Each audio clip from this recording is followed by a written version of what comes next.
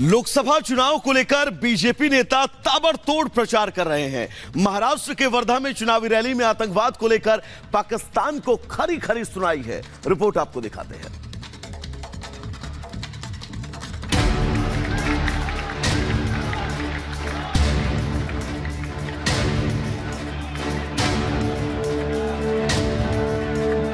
वर्धा में योगी ने उड़ा दिया गर्दा। आतंकवाद पर प्रहार तगड़ा। पाकिस्तान के अंदर घुस करके इसका काम तमाम करके 400 पार में सहयोगी फिर से आएंगे तो मोदी ही। यूपी के मुख्यमंत्री योगी आदित्यनाथ का डंका हर जगह बजता है। योगी बीजेपी के फायर ब्रांड नेता है। योगी जहां जाते हैं वहां छा जाते हैं, अलग अंदाज में जाते हैं, जनता को अपनी तरफ आकर्षित कर लेते हैं। आतंकवाद एक समस्या है और इस समस्या का समाधान कोई है तो भारत है। और यही वजह है कि चुनाव के दौरान हर राज्य में योगी आदित्यनाथ की डिमांड बढ़ जाती है। अपने गले में तख्ती लटका करके घूम रहे हैं, कह रहे हैं कि भैया जिंदगी भर ठेला लगा करके पेट भर लूंगा, लेकिन अब कुछ गलत काम नहीं करूंगा, एक बार जान बकस दो बस। 2024 लोकसभा चुनाव में यूपी के सीएम योगी की मांग उत्तर प्रदेश के अलावा दूसरे राज्यों में भी फुल ऑन है। यूपी समेत योगी की लोकप्रियता देश के दूसरे राज्यों में भी जबरदस्त देखने को मिल रही है। आतंकवादियों का राम नाम सत्य है, होना चाहिए ना,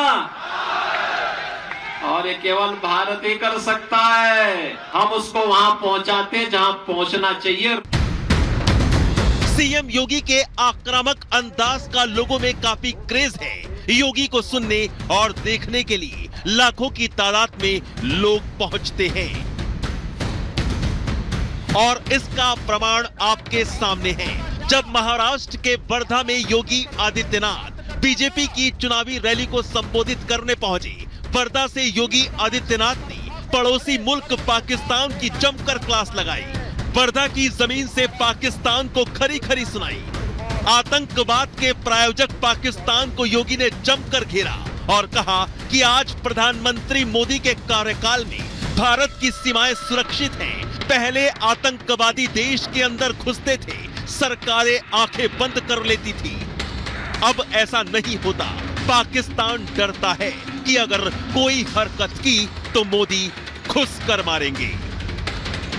देश के अंदर आतंकवादी गिरोह कोई आतंकी वारदात करने का दुस्साहस भी नहीं कर सकता कि कहीं कोई घटना अगर स्थानीय स्तर पर कोई पटाखा विस्फोट हो जाए तो पाकिस्तान पहले सफाई देता कि नहीं हमारा हाथ नहीं है, और नहीं तो पहले पाकिस्तान सीना तान के बोलता था।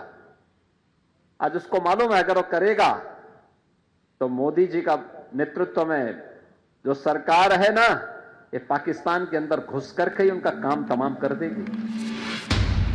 दुनिया ने भी आतंकवाद पर बोलते हुए योगी ने कहा कि पाकिस्तान के अंदर 20 दुर्दांत आतंकवादी मारे गए। पाकिस्तान इसका शक भारत पर जता रहा है। योगी ने कहा कि दुनिया ये बात स्वीकार कर चुकी है कि पाकिस्तान के अंदर भी अब आतंकी सुरक्षित नहीं है। भारत की इस लड़ाई में दुनिया साथ खड़ी है। वर्धा में गरजते हुए योगी यही नहीं रुके। योगी बोले, भारत में आतंकवाद की सबसे बड़ी जड़ कश्मीर से 370 को खत्म कर दिया गया। जो काम 1952 से 2014 तक नहीं हुआ था, वो पीएम मोदी ने एक झटके में कर दिया। और भारत के अंदर आतंकवाद की जो सबसे बड़ी जड़ थी वो थी कश्मीर में धारा 370। हम एक ही नारा लगाते थे ना, एक देश में दो प्रधान, दो विधान और दो निशान नहीं चलेंगे। 1952 से लेकर के 2014 तक नहीं हो पाया वो काम। मोदी जी ने एक झटके में 370 समाप्त करके आतंकवाद की ताबूत में अंतिम कील ठोकने का काम भी किया। महाराष्ट्र के वर्धा में योगी आदित्यनाथ अब की बार 400 पार के लिए बीजेपी उम्मीदवार के पक्ष में चुनाव प्रचार के लिए पहुंचे थे। यूपी के सीएम योगी के दीदार के लिए हुजूम उमड़ा था। वर्धा में योगी बोले, प्रधानमंत्री नरेंद्र मोदी की अगुवाई में देश आगे बढ़ रहा है। कि मोदी जी ने 10 वर्ष में भारत को जो पहचान दी है, जो सम्मान दिलाया है, जो सुरक्षा दी है, जो समृद्धि दी है, गरीब कल्याण के जो कार्यक्रम किए हैं, इन सबको ध्यान में रखते हुए मैं विश्वास के साथ कह सकता हूं कि फिर से आएंगे तो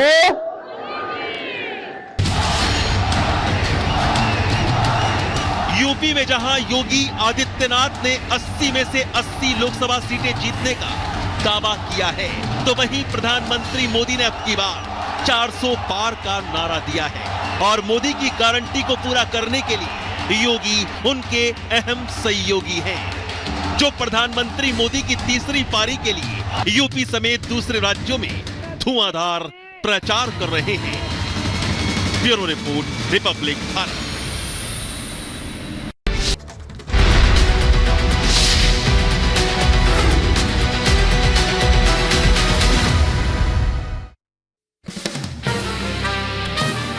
शहडोल में तकनीकी कारणों से कांग्रेस नेता राहुल गांधी का हेलीकॉप्टर हेलीपैड पर उड़ान नहीं भर सका। शहडोल से जबलपुर के लिए रवाना हो रहे थे राहुल, वीडियो आया सामने।